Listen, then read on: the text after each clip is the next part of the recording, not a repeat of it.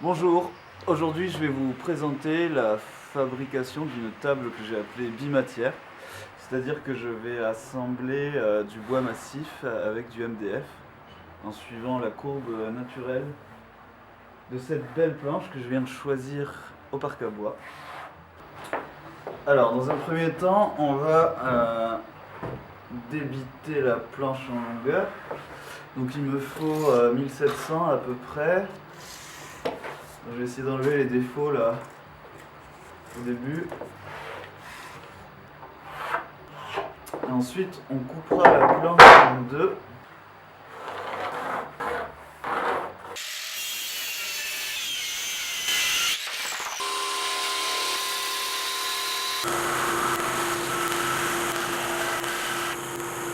Donc ma planche est coupée en deux. J'ai essayé d'être le plus droit possible pour qu'au dégauchissage on perde le moins de matière possible, pour qu'une fois qu'on rapproche les deux morceaux de table, que le dessin puisse correspondre bien. Donc on va raboter, dégauchir et raboter, tout ça.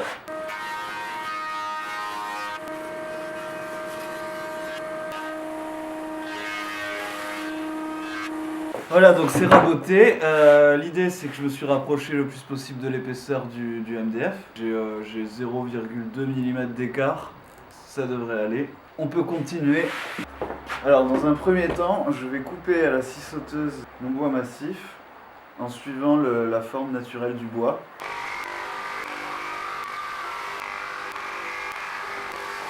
Je suis allé chercher un contreplaqué. Je vais m'en servir de gabarit pour usiner après les champs du bois massif et du MDF, afin qu'ils correspondent parfaitement.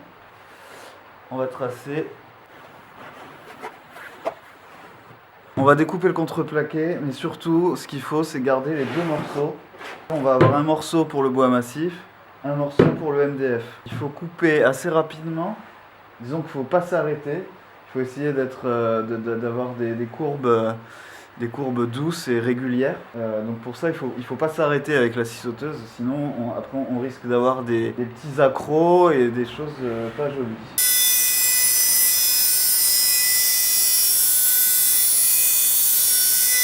Voilà, j'ai donc mon premier gabarit. Je vais maintenant découper le deuxième.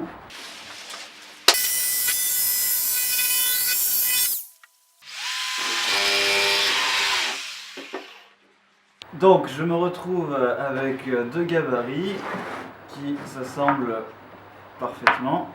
Je répète l'opération pour la deuxième planche.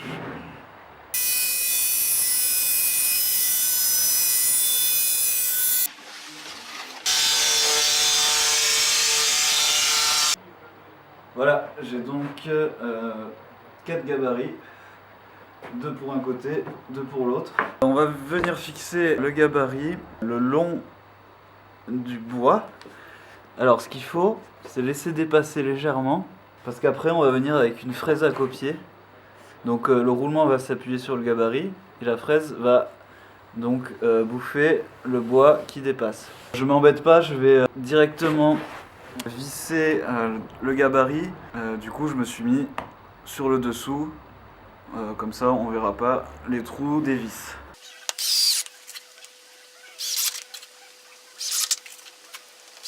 La fraise à copier, comment ça marche pour ceux qui connaissent pas? Donc on a un roulement qui est parfaitement aligné au fer de la fraise. Donc on va venir appuyer le roulement sur le gabarit et la fraise va suivre la courbe et bouffer le bois qui dépasse. Voilà, on a suivi la courbe et on a un champ parfaitement d'équerre, ce qui est important pour le collage évidemment.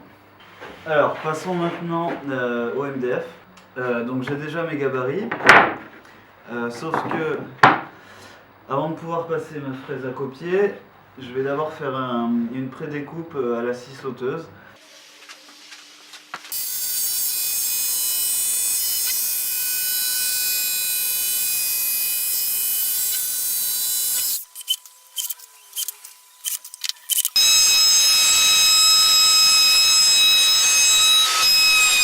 On peut maintenant enlever toutes les vis et voir le résultat.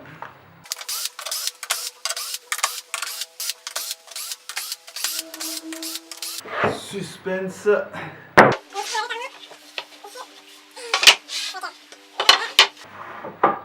Ça m'a l'air pas mal du tout.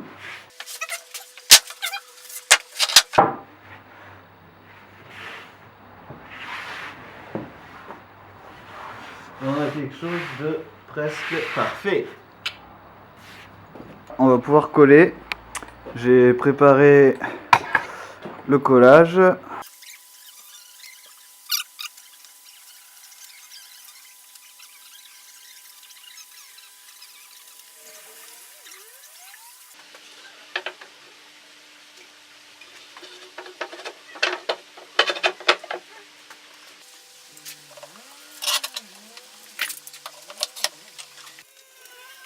C'est la fin de cette première partie, merci d'avoir regardé jusqu'au bout.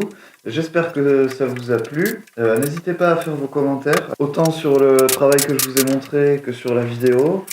Ça m'a beaucoup plu de partager mon travail avec vous. Merci beaucoup, à très bientôt pour la suite de la réalisation de cette petite table.